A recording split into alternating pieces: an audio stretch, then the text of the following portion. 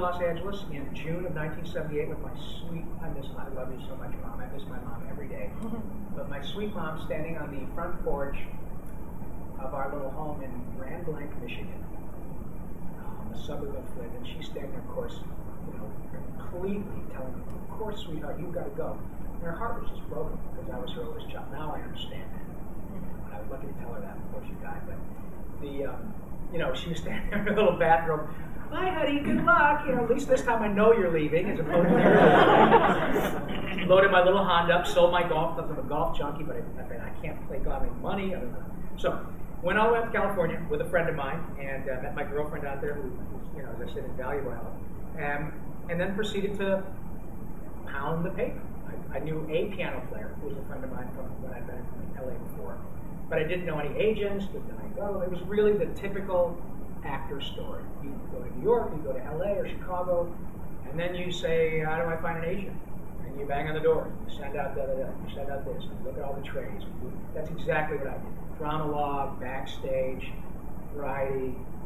This was June of 1978, so many of you can't even remember that because you weren't breathing. And so I went out there and did all that. I got a job that I found in the back of Drama Log, I think it was, hosting a cable show, which was essentially a tax write-off for somebody. And it was awful, horrible. It was called Shake a Leg. It should have been called Shake Your Head. Because I can't imagine anybody going, look at that, going, oh, that's great. So they hired me and this other little girl to be this host thing. It was like a variety show, and people come on and talk about flowers. But it was a great experience, again, because I'd never been on camera. I had stage experience. Again, relative to my age, at 22 years old, I had a year on the road, almost 2 years, 6 nights a week singing, and now I just gotten a gig to learn how to perform on camera, which is a different vibe. So it wasn't, at 22, that was a pretty good experience to have. I'd already auditioned for jobs, gotten some, not gotten most. I knew what it was like to audition and not get it. I knew what it was like to audition and get it. I knew what it was like to screw up on stage. I knew what it was like to mess up my lines. I knew what it was like to get it back on track. I knew what it was like to not let the audience know that I knew that I screwed up. And those are all really valuable things to give you the confidence, right? To be able to audition for stuff, especially when you walk in a room and you see a lot of people you recognize. It's freaky. When you walk in and go, oh my God, I know him. That's not in most. I watch Happy Days all the time. What's he doing? Henry Winkler's producing this? Oh my God, that's the fun. Now mind you, we're talking about 1978, but that was a big deal for me. It's freaky. When you walk in after getting off, you're getting out of your car from Flint, and you see these iconic TV characters auditioning for the same thing you are. Freaky. But I had a little modicum of confidence. So I got this goofy little cable job, learned how to do some stuff, and the wardrobe or makeup person said, have you got a commercial agent? Now, I'd heard the term agent, obviously, but never knew that there was a specific agent for a commercial. And of course, I said, no, I don't. Well, I have somebody you should talk to. So I went and spoke to this man, a guy named Dick Barth, at an agency called Sutton, Barth & Bernard. And he was one of the 3 founders. They had just left another agency called Cunningham, CBSD, to start their own agency. So it was good timing on my part, which, as we all know, timing is a big chunk of it. But the timing doesn't take place unless you follow these things that drive you, right? And the old adage about luck is when preparation meets opportunity is pretty true. So I had my first crack at getting an agent. Well, I met with this, I called this guy. Of course, we didn't have email. We didn't have cell phones. We actually had to dial the phone. It was the craziest thing. And of course, I had to go out and get water from the well. So I remember calling Mr. Barth, and he was very delightful. He said, yeah, okay, come on, call me next week. That went on for a year. A solid year of me calling him, not every week, but almost. Sending pictures, knocking on the door, going over. In the meantime, trying to find other agents. They say, we already got your type. Well, there are a million average-looking white guys with SAG cards in LA, right? And they did have my type. But that was also a valuable experience because I learned not to take it personally. It's heartbreaking, and it pisses you off, and it's a drag, but here's where you insert, that's showbiz. And it was. So the guy never said no. He just said, oh, give me next week, or you know what, I'm out of town, or you know what, I've got a death in the family, or we're busy right now, we're putting together the agency. Finally, I wrote him a note that was probably a little more gutsy. And that was, look, Mr. Barth, with all due respect, you asked me to call you back. And it's been since, whatever, May is now April the following year. And I didn't say shit it off the pot, but I wanted to. You know, I wanted to say, do you really want me? Because I don't want to bother you, but I still don't have an agent. I know I've got something I want to show you. You tell me the time and place. I don't care what time. I am ready. And I was. I am ready to show you what I got. Oh, okay, come in tomorrow. Just like that. Just like that. But just like that after. You know? So I went and did my thing, and he gave me a little piece of copy. Hi, welcome to Jack in the Box. Whatever. Something that I would be good for. So he said, go ahead and sit in the waiting room and take a look at it for 5 minutes, and we'll get you back. Well, 20 minutes later, you know. So, yeah, Ron? It's Rob. Yeah, Bob, come on. Hi, Rob Paulsen. Thank you, Ron. First of all, I'm very sorry. No, I understand. And a little bit crazy about his ears. So what do you got? I said, are you ready to begin? Go ahead. And he was delightful. He was just busy. He was not rude. He was just busy.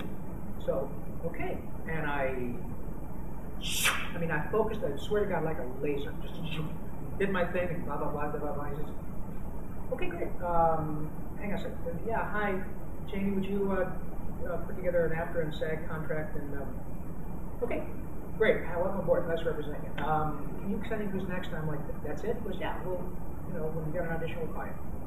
And it was like, I've got an agent. A commercial agent. And I still am represented by him. 33 years now, I'm still represented. Yeah, amazing. That really is an incredible thing. It's like even Hollywood Emeritus, It's amazing. It's an agent. Lovely people. So that was, and Dick is retired. I mean, 2 of the 3 SBVers are gone. Rita Benari is still left, and she's the voiceover lady. Anyway, so I had an agent. They called me the next day for an audition for Jack in the Box. Because I went up there ostensibly to do on-camera work. I knew that I had voice chops, but mind you, when I got there, the only animation was CBS, ABC, and NBC on Saturday morning. And the occasional thing on syndicated television. There was, can you believe it? There was no Nickelodeon. There was no cable. There was no satellite. There was no Kids WB. There was no video cassette. No CDs, right? How about that? 8-track. 8-track, yeah, thank you. And thank God for the invention of the wheel. Just about 2 years before I got there, I wouldn't have been able to drive. That's kind of the side note of vis-a-vis the voice thing. There just wasn't that much in it, right? Not like today, where, it's all over the place. No, there were animated features, but once in a while from Disney, that was about it. Yeah. Set me out on a Jack in the Box commercial, on camera, booked it.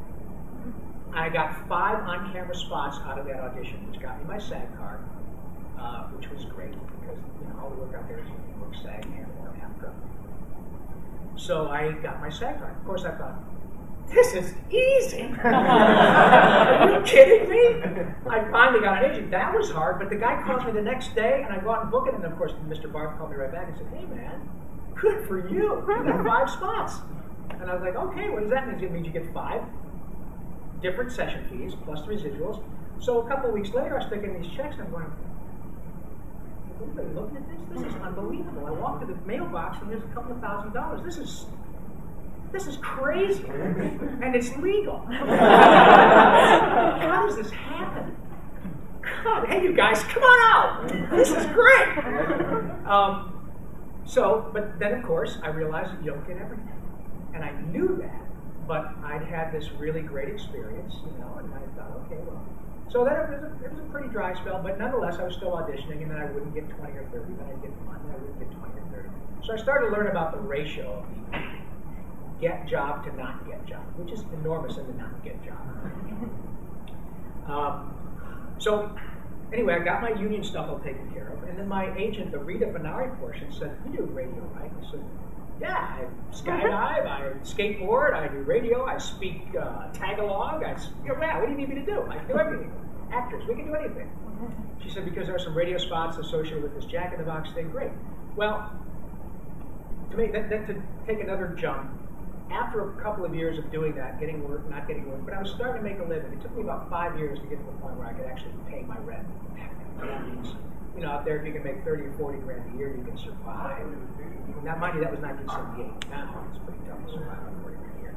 But I was making enough money to not do my day job, which was cleaning apartments and fixing stuff in apartments, which was actually a good thing because I was handy, so I could replace toilets and screen doors and stuff and clean apartments for new tenants, and I didn't have to leave the building. It was perfect. So my sweet lady, Leonard and Betty Peterson, God bless them, they managed the building, and they gave me X amount of dollars off for every apartment I cleaned or fixed up, so I got to pay rent almost every month.